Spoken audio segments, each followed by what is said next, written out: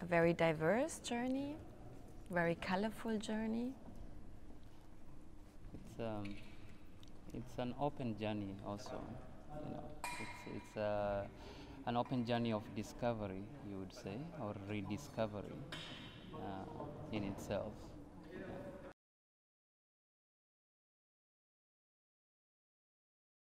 It's a made-up word. It's our own invention. Invention, yeah. Yeah, and Chombo comes from Swahili vessel.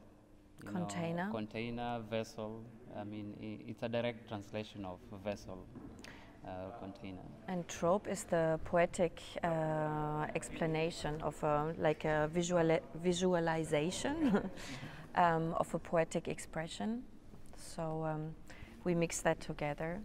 And Chombrotrope is for us the container in which we find ourselves mixed together. In which we transmit, transmit, moving.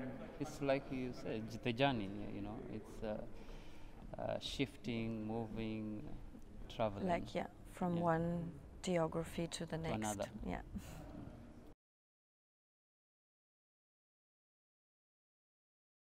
I mean, it's a style, and it means also something. It's like you can change your character with fashion. And we in this piece talk about, maybe we talk a lot about also the idea, the use and also misuse of power, and fashion is an instrument for that. It can be fake power, it can be fake weakness, it can be real power, real weakness. So it's a way of juggling with these notions. And it's also a way of expressing yourself, of course, and it's a way of, in the end, freedom of expression and fantasy, which I think is an important part of our work. Yeah. Ownership, it's a definition of ownership as well.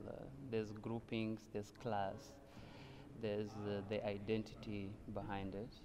And especially in Kenya, I mean, it's easy to, we've had conflicts of where does the ownership lie, and the class divide that defines. So a strong sense of ownership around it.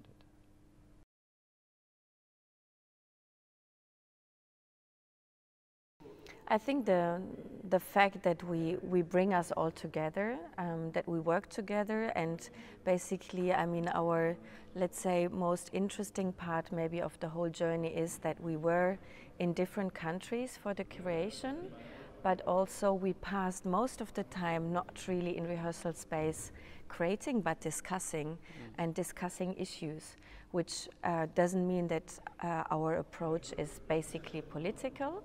But of course, it's a deconstruction of each issue we have, because we reflect it, we shed light on very different perspectives of the same problem or issue.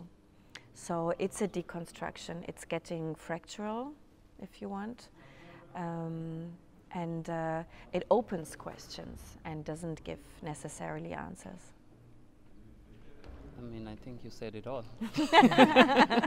Good. Yeah.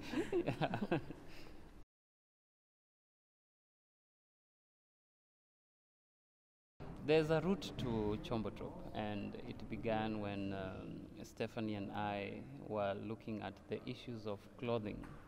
Its transformation from Europe, going all the way to Africa as a second-hand clothing, and becomes an economy. And that is the route that we started to explore, and it was called Mitumba, where we created a fashion setting and talking about all these questions. So that sort of gave an impulse to discuss something further around this.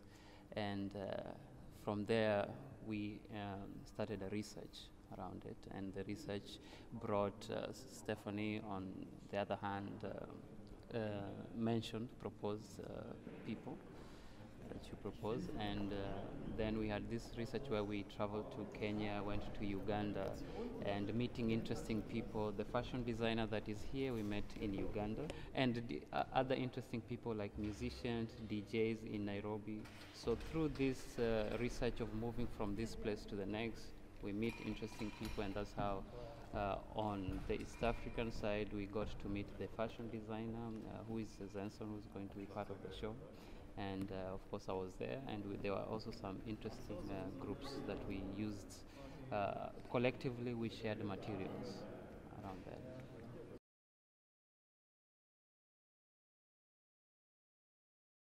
We talked about Afrofuturism a lot. But I think it's something by his own, and we are not like creators of Afrofuturism, I would say, but it's something that is close to us, and we discuss it a lot, and we definitely don't look backwards. We look into the future. We talk about ownership, no? About new identities, and that goes towards future, definitely. So there is something about that in it, but I wouldn't call us Afrofuturist. Yeah. It's also, like as I know, it's a definition coming also more from the States, no? Or is it? Yeah, Afrofuturism, basically that's where it emanates. But I would also shy away from the label Afro, and we are not trying to stick to restrict ourselves to that kind of labeling. And just like Steph said, the idea is not to look back, but to futurism. Future, it's being open and being free to just dream and fantasize and all that. So we let the audience or the person that sees it decide and interpret for themselves, but we tend not to stick to that label.